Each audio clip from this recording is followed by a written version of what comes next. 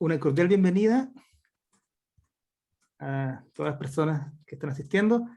Es un gusto para mí retomar los coloquios ahora con nuestro flamante nuevo miembro del Departamento de Ingeniería y Matemáticas de la Universidad de Concepción, el doctor Oscar Jarrín. ¿Sí?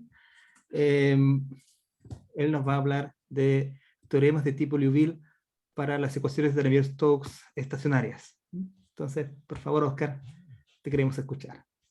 Listo. Bueno, en primer lugar, muchas gracias por la invitación. Para mí igual es un gusto poder conocerles, al menos virtualmente, espero que pronto sea presencialmente, y poder compartir parte de mi trabajo que he venido realizando desde que terminé la tesis doctoral, básicamente hasta este año, que tiene que ver con algunos problemas de tipo Liouville en las ecuaciones de Navier-Stokes estacionarias. Entonces, ese es el plan de la presentación. En primer lugar, vamos a estudiar rápidamente cómo se escriben, qué son estas ecuaciones de Navier-Stokes estacionarias. En realidad, la idea es entender por qué se llaman estacionarias. Y luego explicar qué es el teorema o el problema de Liouville para estas ecuaciones. Una vez que eso esté claro, podemos luego ver algunos resultados clásicos y nuevos que se tienen en algunos espacios funcionales. Aquí hay una gran variedad de espacios funcionales, de hecho, en los que uno puede estudiar este problema, pero para esta charla he decidido concentrarme en los espacios, primero los espacios clásicos del Lebesgue, y luego también podemos generalizar un poco más de estos resultados a estos espacios de Lorentz, que vamos a definirlos cuando sea el momento. Ok, entonces empezando, como les había mencionado, en esta charla vamos a considerar el problema estacionario para las ecuaciones de Navier-Stokes, ecuaciones incompresibles, y que vamos a suponer están sobre todo el espacio L3. Son ecuaciones en 3 dimensiones que se escriben básicamente de esta manera. Como podemos ver, es un sistema de hecho de tipo elíptico, un sistema no lineal por este término de aquí, que vamos a igualarle a 0. Y ahora si es que estudiamos un poquito más en detalle, en estas ecuaciones, ¿cuáles son las incógnitas? La incógnita es U, que viene a representar la velocidad del fluido, y la presión P. Estas dos son las dos incógnitas de nuestras ecuaciones. Decimos que es un problema estacionario porque estamos suponiendo que tanto la velocidad del fluido como su presión P dependen únicamente de la variable de espacio X, donde aquí X es cualquier punto en L3. Esta es la diferencia con el otro problema, el problema más clásico de Navier-Stokes, que es el problema evolutivo, en donde también se considera que la velocidad U y la presión P pueden depender del tiempo. Pero para lo que vamos a hacer hoy, para estudiar estos problemas de tipo Liouville, vamos a concentrarnos en el caso estacionario, en donde U y P dependen únicamente del X.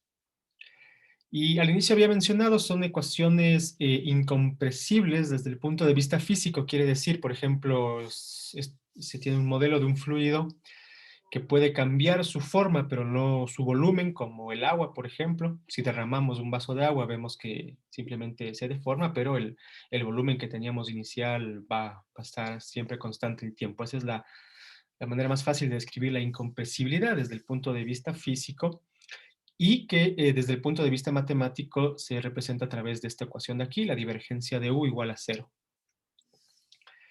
Ahora, desde el punto de vista matemático, esta ecuación de aquí tiene dos consecuencias muy importantes para las ecuaciones, para el estudio matemático de las ecuaciones de Navier-Stokes.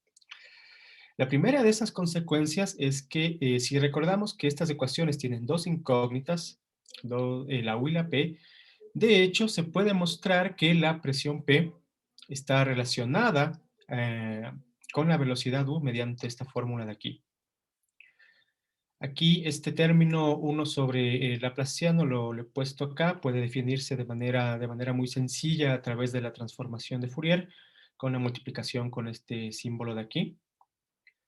Pero básicamente la primera gran consecuencia de la divergencia nula es que básicamente si es que nosotros conocemos la velocidad, mediante esta fórmula de aquí podemos recuperar la presión. Hay una relación entre esas dos incógnitas. Y la otra gran consecuencia de tener un campo de vectores a divergencia igual a cero es que el término no lineal de las ecuaciones de Navier-Stokes puede escribirse como la divergencia de este producto tensorial que tenemos aquí, donde básicamente el producto tensorial de U con U, recordando que U es un vector de 3 componentes, esto de aquí simplemente va a ser una matriz de dimensión 3 por 3. Y tenemos que la divergencia de esta matriz se define como un vector de 3 componentes en donde cada componente está dado mediante esta fórmula de aquí. Esta identidad tiene sentido, puede realizarse, como les mencionaba, usando la condición de divergencia nula. Y este va a ser entonces el punto de partida para definir lo que vamos a llamar las soluciones débiles para estas ecuaciones. Vamos a decir entonces simplemente que una solución débil va a ser un par, U y P, la velocidad y la presión. Vamos a suponer que la velocidad pertenece a este espacio L2 log, funciones que localmente son cuadrado integrables sobre cualquier compacto, no necesariamente sobre cualquier acotado, no necesariamente son cuadrado integrables en todo el espacio, sino basta que lo sea en cualquier acotado. Y esta condición sobre la velocidad, para llamarle una solución débil, tiene que ver precisamente, nosotros aquí, volviendo a este término, podemos darnos cuenta que si es que la U es una función L2 log, entonces el producto tensorial va a tener términos L1 log, y por lo tanto esta derivada va a tener sentido al menos en las distribuciones. Entonces esta condición de aquí simplemente nos permite dar un sentido riguroso a este término de acá de transporte. Y en cuanto a la otra incógnita, vamos a pedir, de hecho, un objeto muy general, vamos a suponer simplemente que va a ser una distribución. Entonces, de ahora en adelante, cada vez que nos refiramos a una solución débil, vamos a referirnos a este par en donde la velocidad va a ser L2 log y la presión puede ser cualquier objeto. Y con esto entonces vamos entrando al problema que queremos estudiar, que tiene que ver con el problema de Liouville. De hecho, el problema de Liouville es un problema bastante sencillo, es un problema que se puede entender directamente, y es un problema también a la vez bonito porque, como vamos a ver después, el problema original de Liouville es un problema que hasta ahora está completamente abierto. Entonces, ¿por qué es un problema bastante sencillo? Porque nos hacemos simplemente la siguiente pregunta. Si es que nosotros tenemos las ecuaciones de Navier-Stokes estacionarias y estamos buscando una solución, podemos ver que siempre podemos tomar U igual a 0 y P igual a 0. Es la solución más fácil que se nos puede ocurrir, y por eso vamos a llamarle a esta la solución trivial. Entonces la pregunta es si esta solución trivial es la única solución o pueden existir otras soluciones además de esta solución trivial. Y curiosamente, en este gran espacio en donde se definen las soluciones débiles, el L2 log, podemos dar ejemplos, de hecho, de otras soluciones que verifican estas ecuaciones y que no son la solución trivial. En pocas palabras, en este gran espacio, en el L2 log, no hay unicidad de la solución trivial. Aquí podemos ver este ejemplo. Si tomamos este campo escalar psi, definido de esta manera, luego si definimos la U como el gradiente de psi, y definimos la P mediante esta fórmula haciendo cálculos a la mano, podemos ver efectivamente que U y P verifican estas ecuaciones de aquí, sin ningún problema, derivando todos los términos. Podemos ver efectivamente que este ejemplo nos da una solución que está en el espacio L2 log, dado que si calculamos de manera un poco más precisa el campo de velocidades, tenemos esta fórmula muy sencilla de aquí, en donde vemos esencialmente que el módulo de la velocidad se comporta como el módulo de x y por lo tanto va a ser cuadrado integrable sobre cualquier conjunto acotado. Entonces, dado que no hay la unicidad, de hecho, en el espacio L2 log, El problema de Liouville para las ecuaciones de Navier-Stokes se formula de manera un poco más precisa, y lo que queremos ahora es buscar ciertos espacios funcionales que estén siempre dentro del espacio grande L2-log, en donde hemos definido las soluciones débiles, tales que en estos espacios de aquí particulares tengamos nosotros la certeza de que la solución trivial es la única solución. Y eso es lo que nosotros entendemos, vamos a llamar el problema de Liouville para las ecuaciones de Navier-Stokes estacionarias. Ok. Una vez que entonces ya formulamos el problema, sabemos qué es lo que queremos hacer, viene ahora otra pregunta. ¿Cómo hallar entonces estos espacios E? ¿Cómo podemos empezar a buscarles a estos posibles espacios en donde tengamos la unicidad de la solución estacionaria? Y para eso vamos a recurrir a una técnica bastante común en las ecuaciones diferenciales que se llaman las estimaciones de energía. ¿Cuál es la idea? Para empezar, esto no son cálculos rigurosos, son cálculos que uno los hace sin preguntarse en una primera instancia si es que tiene derecho o no a hacerlos, pero nos da una buena información, con buenos candidatos de cuáles van a ser estos espacios E en donde podamos estudiar y resolver el problema de Liouville. Entonces, ¿en qué consiste esta técnica, esta estimación de energía? Simplemente vemos que tomamos las ecuaciones, multiplicamos considerando el producto punto en R3 e integramos en todo el espacio para tener esta identidad ahí.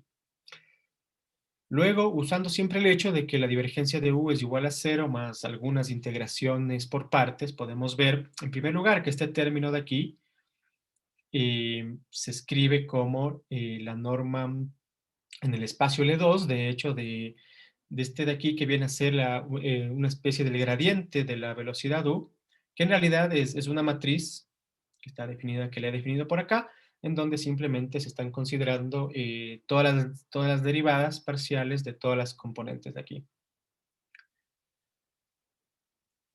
Además, se puede calcular, insisto, aún no es riguroso, simplemente hacemos cálculos, integraciones por partes. Se puede ver que el segundo y el tercer término van a ser igual a 0, usando siempre esta condición de divergencia de U igual a 0. Y esto nos dice entonces una información importante, porque al reemplazar todas estas identidades aquí en esta expresión anterior, vemos entonces que formalmente tenemos que la norma L2 del gradiente de U debe ser igual a 0.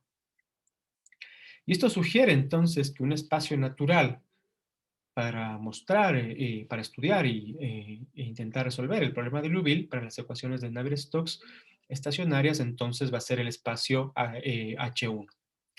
Espacio H1 que en definitiva un espacio funcional que considera el gradiente de las funciones en L2. Este es un candidato natural, entonces, que viene de las estimaciones de energía, estimaciones no rigurosas, y ahora viene un problema técnico, de hecho, porque si es que nosotros ya queremos en realidad mostrar que efectivamente en el marco de este espacio funcional, de este espacio H1, la única solución es la solución trivial, y queremos dar sentido a las estimaciones de energía que hicimos antes de manera formal, entonces vamos a toparnos con algunos problemas técnicos. ¿Cuáles son estos problemas técnicos? Básicamente es un problema de regularidad. Para explicarlo de manera un poco más sencilla, si recordamos antes, formalmente veíamos que estos términos de aquí deben ser igual a 0. Pero ahora, si es que ya queremos justificar esta integral y estar seguro de que en realidad tiene sentido esta expresión de aquí, vemos que hay un problema, porque este término de aquí pertenece a este espacio de Sobolev con regularidad negativa, H1 medio, mientras que la solución U pertenece al H1. Aquí tenemos de igual manera ese problema. En otras palabras, si es que nosotros quisiéramos dar sentido a esta expresión, necesitamos la misma regularidad en ambos lados, es decir, aquí o bien necesitaríamos un medio positivo para que compense al menos un medio que tenemos acá, o viceversa, aquí necesitaríamos -1 para que compense al 1 que tenemos acá y poder dar sentido a estas dos expresiones de aquí. Pero el problema es que en el mar, que si es que nosotros suponemos que nuestra velocidad u está en este espacio, la única información ya rigurosa que podemos obtener son este índice de regularidad para estos términos que no nos alcanza, que no es suficiente para justificar que podemos efectivamente escribir esas integrales de ahí. Y esto hace que el problema de Liouville en el marco de este espacio H1 sea hasta ahora un problema que está completamente abierto. Es un problema, como les decía, que se puede comprender de manera sencilla, pero las técnicas que se conoce hasta el momento todavía no son suficientes para dar algún tipo de respuesta en este espacio de aquí. Ahora, se tiene una observación interesante. ¿Qué pasa ahora si consideramos que nuestra velocidad u pertenece al espacio L4, por ejemplo? Con esta información, y usando algunas propiedades de las ecuaciones de Navier-Stokes, se puede mostrar que, de hecho, la solución llega a estar en nuestro candidato natural, y además, esta información adicional nos permite mostrar que estos dos términos ahora sí pertenecen al espacio H-1. Entonces, en este caso, tenemos el mismo índice de regularidad, pero con signo contrario, es decir, se puede compensar.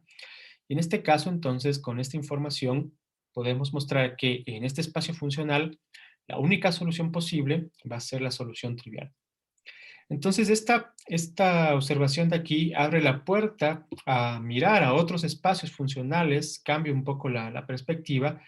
Es decir, básicamente vamos a mirar espacios funcionales de alguna manera que den propiedades de decrecimiento de esta solución U. Entonces, básicamente el problema de Liouville, como se estudia ahora, como se aborda ahora, consiste entonces en lugar de mirar el espacio H1, que era el candidato natural, mirar espacios funcionales que van a describir el decrecimiento de la función. Este decrecimiento nos va a ayudar para dar sentido a estos dos términos y por lo tanto mostrar ahora sí de manera rigurosa que la solución trivial es la única solución. Y si es que nosotros estamos buscando entonces espacios funcionales que miden el decrecimiento de las funciones, es natural regresar a ver en primer lugar a los espacios de Lebesgue. De hecho, esta condición de aquí sugiere ya empezar a trabajar el problema de Liouville en los espacios de Lebesgue. Y luego vamos a ver que también se puede generalizar un poquito más e ir a otros espacios que son los espacios de Lorentz. Entonces, con esto en mente, vamos ahora a ver algunos resultados clásicos y otros nuevos. Primero del problemas de Liouville en los espacios de Lebesgue. Ahora, en el marco de los espacios de Lebesgue, un resultado súper clásico, que de hecho se enuncia casi canónicamente en todos los papers, tiene que ver con este resultado de Galdi de 1991, en donde él muestra que si tenemos una solución débil en el espacio L2 log, que además pertenece a este espacio L9 medios, entonces la solución debe ser obligatoriamente la solución trivial. ¿Cuál es la idea de esta prueba de Galdi? Básicamente, él se interesa en acotar la norma del gradiente de U en el L2 con esta expresión de aquí, en donde viene naturalmente que si es que nosotros imponemos esta condición, entonces este límite deberá ser 0, lo que obliga que la norma L2 debe ser 0, y además por esta inyección de Sobolev, obliga también que la norma L6 de U debe ser 0, entonces U es obligatoriamente igual a 0.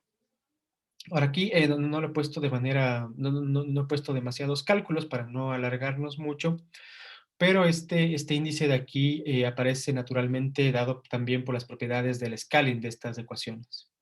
Básicamente la prueba de este resultado se basa en realizar algunas estimaciones de tipo Holder y se puede ver que el índice que hace que todo calce, que vaya muy bien, es este 9 medios de aquí. Entonces, ahora que conocemos básicamente que se obtiene la unicidad en este espacio de Galdi, en el L9 medios, entonces es natural preguntarse qué pasa con otros valores del parámetro P en la definición de los espacios de Lebesgue, de los LP. Para eso entonces se tiene el siguiente resultado, que de hecho lo tuve en colaboración con mis directores de tesis, que nos dice básicamente lo siguiente. Si nosotros podemos resolver el problema de Liouville, mostrar la unicidad de la solución trivial, de hecho, en todo este intervalo de aquí, de los espacios LP, donde el P pertenece desde el 3 hasta el 9 medios. Podemos bajar.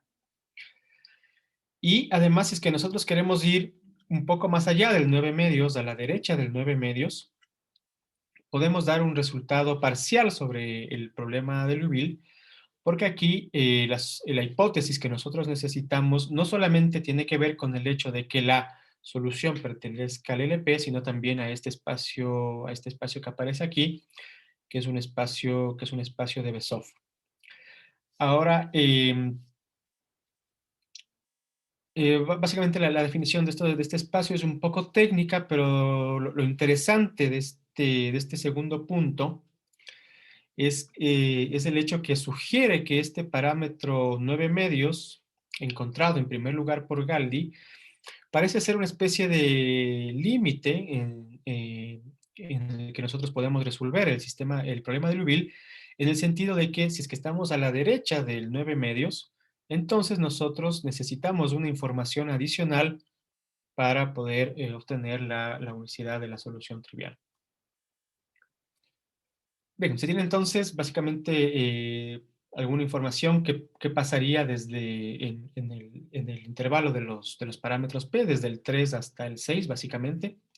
Y luego es natural también preguntarse qué pasa entonces, o bien antes del 3 y después del 6, si es que se puede dar algún tipo de resultado en estos casos de estos parámetros.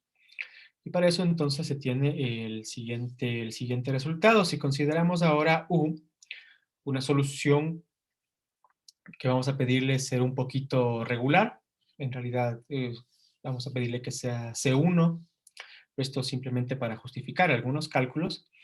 Entonces, el punto 1 que teníamos antes, que bajaba hasta el 3, de hecho puede mejorarse y se puede mostrar que que se tiene la unicidad de la solución trivial en el espacio LP con P entre 3 medios y 3. Y más allá del 6, que era lo que se quedaba abierto en este resultado anterior, se puede también mostrar que si es que U pertenece a ese espacio LP con P más grande que 6, y además con una hipótesis adicional, una hipótesis técnica adicional, entonces en ese caso también se tiene la unicidad de la solución trivial. Bien, en lo que yo conozco, este de aquí parece ser el parámetro más bajo en la definición de los espacios LP en el que se puede estudiar el problema de Liouville. Es decir, todavía queda una pregunta abierta: ¿qué pasa finalmente cuando P pertenece entre el 1 y el 3 medios? Además, podemos ver que se repite ese fenómeno que habíamos visto en el resultado anterior. Si es que el parámetro P es más grande que el 9 medios, entonces siempre hay la necesidad de algún tipo de hipótesis adicional, de hipótesis técnica que finalmente permite justificar las cosas ya rigurosamente. Y en ese sentido, todos estos resultados del problema de Liouville, cuando el P es más grande que el 9 medios, son resultados parciales. Ahora, este resultado aquí también tiene un corolario interesante en relación al problema original, que era el problema en el espacio natural, en el H1. ¿Cuál es el siguiente resultado? Simplemente si nosotros recordamos rápidamente el espacio H1, vamos a definirle como en general, como las distribuciones temperadas, en donde la transformación de Fourier verifica esta propiedad aquí, y efectivamente la norma del gradiente está en L2.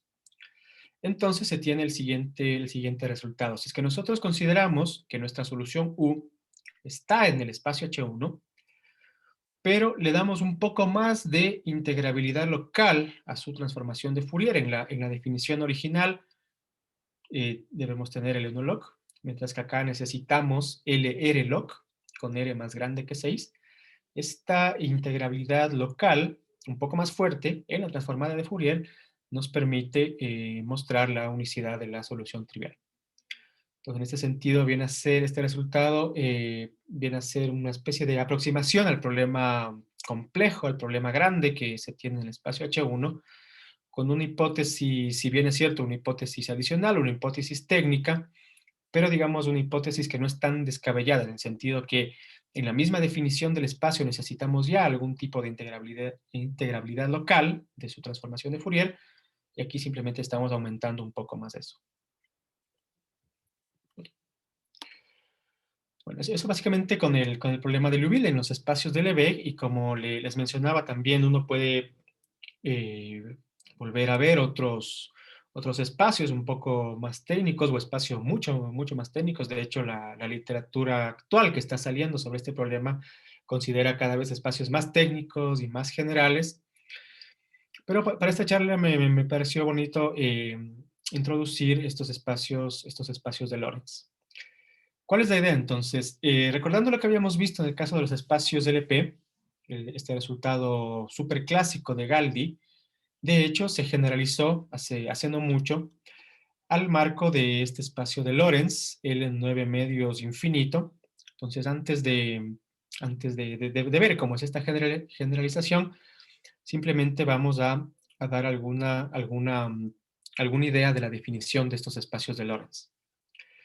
Básicamente, ¿cómo vamos a definirles estos espacios? ¿Qué es lo que hacen estos espacios? Vamos a considerar entonces una función medible, y a partir de esta función medible vamos a definir otra función que está dada por esta expresión de aquí, que vamos a llamarle la función de distribución.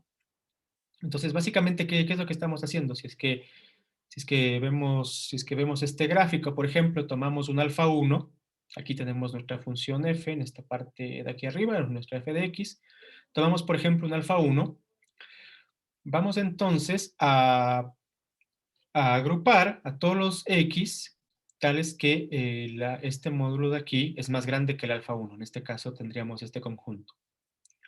Y de este conjunto tomamos finalmente su medida de Lebesgue, y ese es el valor que tendríamos para la función de distribución.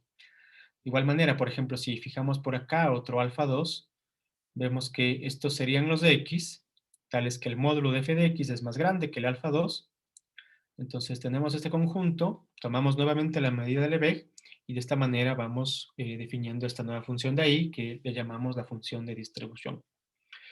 Entonces la idea de los espacios de Lorentz es medir en realidad propiedades de decrecimiento, no de la función original de la f, como lo hacía Lebesgue, sino de la función de distribución. Queremos ahora dar propiedades de decrecimiento a esta función de aquí. Y en este sentido, entonces, se tiene la siguiente definición, que es la norma ya que uno utiliza en los espacios de Lorentz. Ahora, esta expresión de aquí puede resultar un poco fea cuando uno la ve la primera vez, pero simplemente la idea que quiero que esté claro es que en realidad estamos midiendo propiedades de decrecimiento de la función de distribución. Simplemente estamos haciendo eso. ¿Y cuál es el interés entonces de complicar las cosas y de trabajar con estos espacios un poco más feos? Es que estos espacios de Lorentz, de hecho, pueden verse como una generalización natural de los espacios de Lebesgue. Una generalización natural en el sentido que el espacio de Lebesgue, LR, coincide con el espacio de Lorentz cuando estos dos índices son iguales, y luego este espacio sigue incrustándose en otros espacios más generales cuando este segundo parámetro Q empieza a crecer, hasta finalmente llegar al espacio más grande cuando Q es infinito. En ese sentido, estos espacios están ordenados mediante esta relación de inclusión, son espacios más grandes conforme el segundo parámetro, el Q, va creciendo. Y no solo son una generalización de los espacios de Lebesgue, sino también estos espacios tienen el buen gusto de que tenemos a la mano herramientas que nos permiten realizar los cálculos y que son muy útiles al momento cuando estamos trabajando con los espacios de Lebesgue. Es decir, tenemos aquí nuevamente desigualdades de Holder, desigualdades de Young, desigualdades de interpolación, etcétera. Entonces, esos espacios son, como les decía, si bien más generales, se preserva estas buenas herramientas que son súper útiles a la hora de hacer cálculos. Aquí he puesto un ejemplo para ver de manera un poco más clara porque en realidad hay funciones que están en los espacios de Lorentz y no en los espacios de Lebesgue. Por ejemplo, este tipo de funciones de aquí, estas funciones homogéneas, se puede mostrar que pertenecen a estos espacios, pero evidentemente no pertenecen a los espacios de Lebesgue. Bien, una vez entonces que hemos motivado cuál es el interés y la generalidad de trabajar en estos espacios de Lorentz, entonces vamos a volver al resultado que habíamos visto antes. Habíamos visto que ese resultado de Galdi en el espacio 9 medios, de hecho, luego pudo generalizarse al espacio de Lorentz L en 9 medios. Ese fue un trabajo más o menos reciente, realizado por Cosono y sus colaboradores en el 2017. Y básicamente lo que ellos muestran es que si es que la velocidad pertenece a este espacio de Lorentz, entonces la velocidad de hecho pertenece al espacio H1. Se tiene esta estimación de aquí. Y luego, para obtener la unicidad de la solución trivial, de hecho, lo que ellos hacen es suponer además que se tiene un control en el otro sentido, es decir, se puede controlar la norma de este espacio de Lorentz con la norma del espacio H1 con un parámetro delta suficientemente pequeño y con eso entonces ellos pueden mostrar que U debe ser necesariamente igual a 0. Ahora este resultado de aquí es muy interesante. Este de acá, si bien también es interesante, digamos, es una hipótesis que no es tan natural. Realmente se está forzando las cosas para que U sea la solución trivial. Y el objetivo del siguiente resultado es entonces relajar un poco esta hipótesis de aquí, poner una hipótesis más natural para poder estudiar el problema del UV. Entonces, ¿cuál es el siguiente resultado en el marco de los espacios de Lorentz? De hecho, si es que nosotros consideramos U, que pertenece a este espacio de Lorentz, en donde a la Q simplemente ya no le permitimos que sea más infinito, sino algo estrictamente más pequeño. Entonces, lo interesante es que en el marco de este espacio, esta condición de aquí ya puede ser totalmente removida y la única información que nos da este espacio funcional es más que suficiente para poder deducir que U debe ser igual a 0. Es decir, si es que nosotros nos acordábamos que estos espacios de Lorentz estaban ordenados con respecto a este parámetro Q, el más grande era más infinito, entonces simplemente este punto 1 lo que nos dice es que en lugar de trabajar en este espacio que es el más grande, nos recorremos un poco hacia la izquierda y trabajamos en un espacio un poquito más pequeño, entonces la información del decrecimiento que nos da este espacio es más que suficiente para mostrar que U debe ser necesariamente igual a 0. Y luego en el segundo punto que tenemos acá, viene a estudiar de hecho un fenómeno que nosotros ya habíamos visto en los resultados anteriores, es que nuevamente este parámetro 9 medios encontrado originalmente por Galdi parece ser siempre optimal en el sentido de que si es que estamos un poco más a la derecha de este 9 medios, necesitamos algún tipo de hipótesis adicional. En este caso, si es que nosotros estamos a la derecha del 9 medios, necesitamos este tipo de hipótesis adicional, pero que es más interesante porque sugiere que, de hecho, esto de aquí es una especie de corrección del decrecimiento de la función.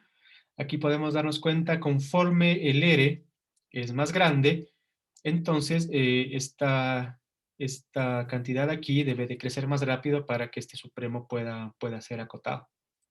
Entonces, básicamente, lo que estamos diciendo es que efectivamente este 9 medios sugiere ya este resultado de manera más fuerte, que es un valor límite, en el sentido de que si es que nosotros estamos en este espacio y conforme el R se empieza a mover más a la derecha del 9 medios, necesitamos entonces que la solución decaiga cada vez más rápido, medida por esta expresión de aquí. Y evidentemente, si es que eres justo igual a 9 medios, entonces simplemente este exponente de aquí se hace 0 y por lo tanto no necesitamos ningún decrecimiento adicional. Okay.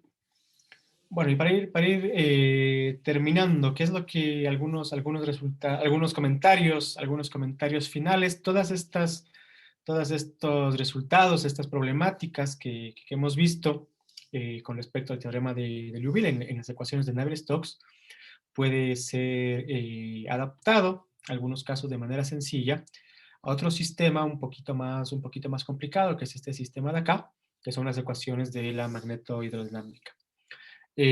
Actualmente en la literatura está saliendo muchos resultados con respecto a estas ecuaciones de aquí, a estas ecuaciones de la MHD, que viene a ser una especie de unas ecuaciones hermanas de las ecuaciones de Navier-Stokes. Un poco más complicados por estos términos de aquí, que son estos términos en donde se acoplan. Aquí tenemos ahora 3 incógnitas: la velocidad, la presión y también esta B, que viene a representar el campo magnético del fluido. Pero si es que nosotros recordamos las ecuaciones de Navier-Stokes, de hecho tienen una estructura muy similar. Entonces, básicamente, si es que la U y la B tienen propiedades similares, entonces todos esos resultados se adaptan fácilmente a este caso aquí de las ecuaciones de la MHD. También se puede considerar otros casos, otros sistemas que vienen del estudio de la dinámica de fluidos, que son un poco más complejos. De hecho, uno de los resultados en los cuales he estado trabajando en este último tiempo tiene que ver con el estudio de teoremas de tipo Liouville para este sistema de aquí, para este sistema acoplado conocido como el sistema de Eriksen-Leslie. Ahora, este sistema de aquí, digamos, un poco más delicado que el sistema de acá, de las ecuaciones de la magnetohidrodinámica, básicamente por la presencia de estos dos términos de aquí. Este término de aquí, que viene a ser una especie de doble derivada de la U. Aquí estamos derivando una vez y con la divergencia otra vez. Y este término de acá, que es un término completamente no lineal, hacen un poco más complicado el estudio de problemas de tipo Liouville. Otro tipo de sistemas en los cuales también nosotros podemos estudiar estos problemas de tipo Liouville, que de hecho también es un trabajo actual en el que estoy realizando en colaboración con un colega acá de Ecuador, tiene que ver con estudiar teoremas de tipo Liouville para este sistema de aquí, que es un sistema de Boussinesq estacionario, que se escribe de esta manera, en donde aquí la U va a ser siempre la velocidad del fluido, y la teta, en cambio, es un escalar que viene a representar la temperatura del fluido.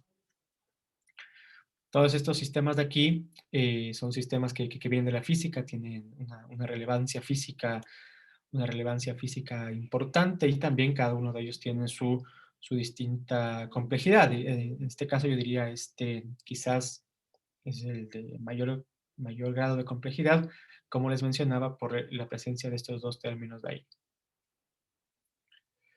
Eso era básicamente lo que quería compartir hoy con ustedes, y les agradezco mucho por su atención, y cualquier pregunta o comentario es bienvenido. Ok, muchas gracias, Oscar.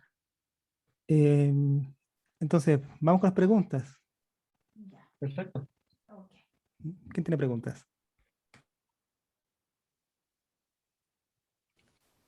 Leo, ¿me permites una pregunta? Adelante. Vale. Hola, Oscar, un gusto conocerte. Soy Rodolfo Rodríguez. Hola, un gusto. Me parece que nos conocimos antes, ¿o no? No me acuerdo. Me parecía que no. Conozco tu currículum, pero no me acuerdo si te conozco directamente. Okay. Oye, nosotros los numeristas estamos acostumbrados a que las ecuaciones diferenciales vengan acompañadas de condiciones de contorno o condiciones en el infinito. Sí. En tu caso, ¿tú estudias lo mismo o buscas soluciones que cumplan las ecuaciones diferenciales independientemente de lo que pase así en los bordes? Sí, porque de hecho estoy trabajando en todo el espacio. ¿Y pones algún tipo de decaimiento en el infinito?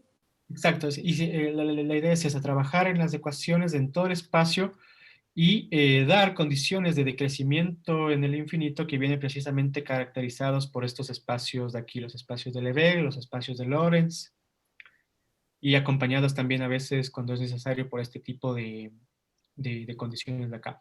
Pero básicamente lo que estamos haciendo es dar condiciones sobre la solución en el infinito, un decrecimiento del infinito, para asegurar que bajo esas condiciones, entonces la única solución que tenemos en realidad es la solución trivial. Nula. Vale, pero esas condiciones guardan alguna relación con las condiciones clásicas, Sommerfeld en el caso escalar, o algunas de las condiciones clásicas en el infinito que se sabe cumplen los campos. Porque, por ejemplo, el B, supongo que por la notación debe ser el flujo magnético, ¿no? El Sí, campo de flujo magnético. Y normalmente el B, la B satisface una relación que no es exactamente la que tú escribiste para tener la solución nula, ¿no? ¿Hay forma de estudiar ese problema una vez que tú estudias lo tuyo, o son problemas realmente distintos cuando uno impone condiciones, por ejemplo, de onda saliente? sí, es una buena pregunta. Por el momento yo diría que son problemas distintos, al menos en este momento no veo una relación. Ujú. Diría que sí, son problemas distintos. Ok, gracias. ¿Y Gracias. tienes alguna experiencia de haber trabajado con numeristas, como por ejemplo para chequear tus conjeturas o algo así? Porque sabes que has venido a un departamento que habemos, bueno, yo ya estoy jubilado, pero digamos, quedan muchísimos muy buenos numeristas en el departamento. Sí, precisamente en relación al problema del inicio, que es el problema clásico y el problema que hasta ahora está abierto en el espacio H1, he visto que están saliendo resultados numéricos que sugieren efectivamente que se puede resolver este problema de tipo Liouville en este espacio de aquí. Ahora, en cuanto a los algoritmos, digamos, no estoy del todo familiarizado, entonces por el momento no sabría qué tipo de técnicas están usando, pero hay resultados numéricos que en realidad sugieren que efectivamente se puede resolver aquí este problema. Ujú. Y básicamente he Sí, explicado la problemática en la parte teórica, cuando uno quiere justificar estos cálculos de aquí, por ahora falta algo simplemente. ya. Bueno, muchas gracias por tus respuestas y bienvenido al departamento. Muchas gracias.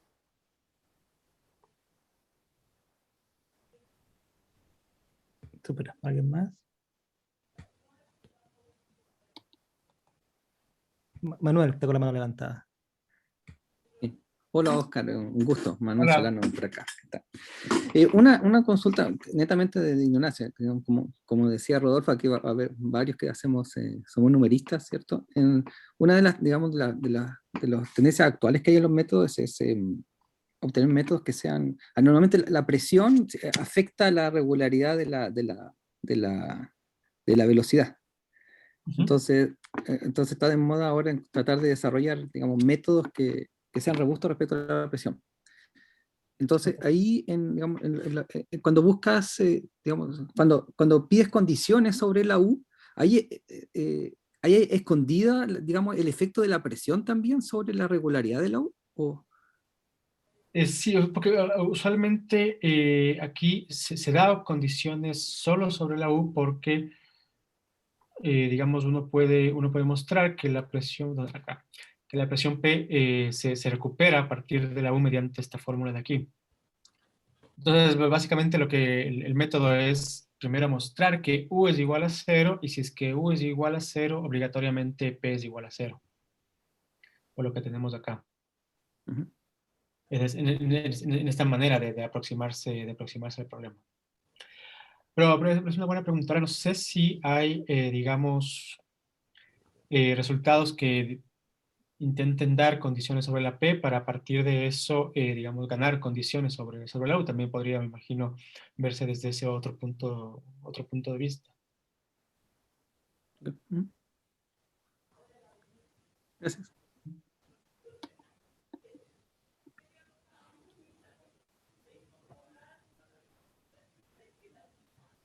Bueno, yo también quería preguntar algo. ¿Qué pasa cuando al principio mostraste el resultado de no unicidad, ¿no? Un caso en que pedías demasiado poco y tenías una solución alternativa explícita? ¿Eso es común? Es, por ejemplo, en algunos casos en que te sales de los parámetros buenos. ¿Encuentran contraejemplos explícitos o no realmente? Sí, de hecho hacia el final de mi tesis doctoral nos dimos cuenta, hay una especie de algoritmo que nos, algoritmo teórico, digamos, sobre condiciones minimales de esta función phi. Uno puede dar condiciones, pedir condiciones minimales sobre la función phi. Si no recuerdo, debe ser una función armónica, su laplaciano debe ser igual a 0 y algo más, para que a partir de estas condiciones se genera de hecho una infinidad de soluciones no triviales para el problema. Aquí puse solamente un ejemplo para motivar, para decir que en realidad en este espacio grande en donde se definen las soluciones no hay la unicidad, pero sí, se puede pensar en condiciones minimales sobre esta función de aquí, que siempre van a generar, mediante estas definiciones, soluciones para este problema de aquí. Súper, gracias. Retroalimentación. ¿Habrá alguien más con alguna pregunta? Eso, no sé si alguien más quiere comentar algo breve antes de Manuel tiene la mano levantada de nuevo. Sí, pasa lo mismo. Puta, me quedó la duda, que quizá está un poco relacionado con lo que preguntó Rodolfo, las condiciones de contorno, pero digamos, para entender un poco claro, yo me imagino, tengo un sistema, digamos, en R3, estacionario, donde no hay ninguna fuente, ¿cierto? Entonces si no hay nada, uno esperaría que, digamos, que siempre la solución sea la nula, ¿cierto? Exacto, esperaría. Entonces el asunto está, digamos, un asunto matemático de buscarle en el espacio apropiado, sí. O también tiene... Sí, ok. Sí, básicamente eso es un asunto matemático de ver candidatos de espacios en donde tengamos esa certeza de que la solución siempre la solución única. Sabiendo, como mencionaba hace poco, que en este espacio de aquí, en donde se definen naturalmente las soluciones débiles, aquí simplemente no hay unicidad. Entonces uno quiere ver espacios más pequeños en donde donde esta hipótesis adicional nos permita mostrar que U es igual a 0. Gracias.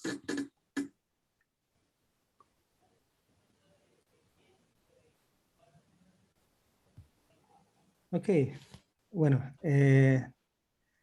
pareciera que no hay más preguntas. Una Rodolfo. pregunta. No, pero es que nada que ver. ¿Cómo es tu nombre? ¿Oscar o Oscar? Oscar, pero sin la tilde, me parece. Entonces eres Oscar. Debe ser Oscar. Pero bueno, sí, siempre lo escribo así. Sin tilde, vale. Tilde. Me parece que debería ir ahí una tilde para que esté correcto. Entonces, ¿cómo te tenemos que decir? Oscar. Oscar. Como si estuviera la tilde, perfecto. Sí, a las mayúsculas no se le suele poner tilde muchas veces. Como si estuviera así.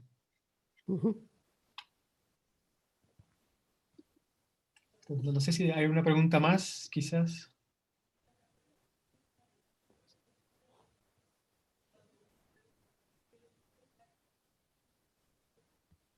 Sí, bueno, pareciera que no. Entonces, bueno, te agradecemos mucho, Oscar. Estuvo ciertamente muy interesante y bueno, te deseamos el mayor de los éxitos ahora que estás con nosotros. Perfecto, muchas gracias. Como decía, para mí es siempre un gusto conocerles virtualmente. Espero siempre poder conocer presencialmente lo más pronto posible. Perdón, Mario Flores levantó la mano. Mario Flores.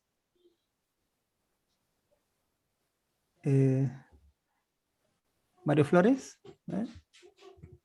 Bueno, parece que apretó un botón. Se cansó Dice gracias, dice Mario Flores. Ok, bueno, muchas gracias. Okay.